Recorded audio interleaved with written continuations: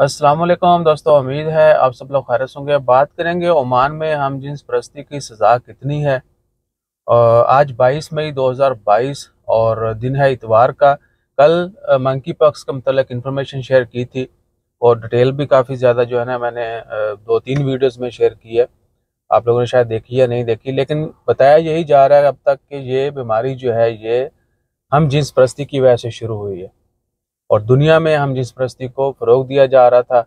लेकिन हमें अल्हम्दुलिल्लाह हमारे पैगम्बर सल्लल्लाहु अलैहि वसल्लम ने हज़ारों साल पहले ही इन तमाम अमलों से कामों से जो है वो तनबीह कर दी थी।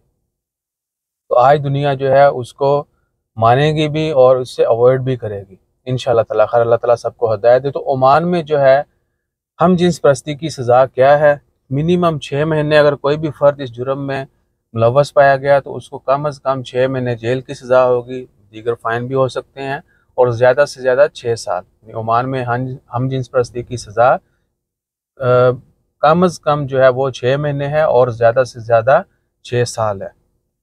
बाकी अल्लाह ताला खैर करे। सबके लिए दुआ कीजिए, अल्लाह ताला हम सबको अपनी हिफ्ज़ ईमान में रखे और ऐसे बेहुदा फेल से महफूज रखे। हमेशा जो है दुआ कीजिए, अल्लाह ताला हम सबको हिदायत दे।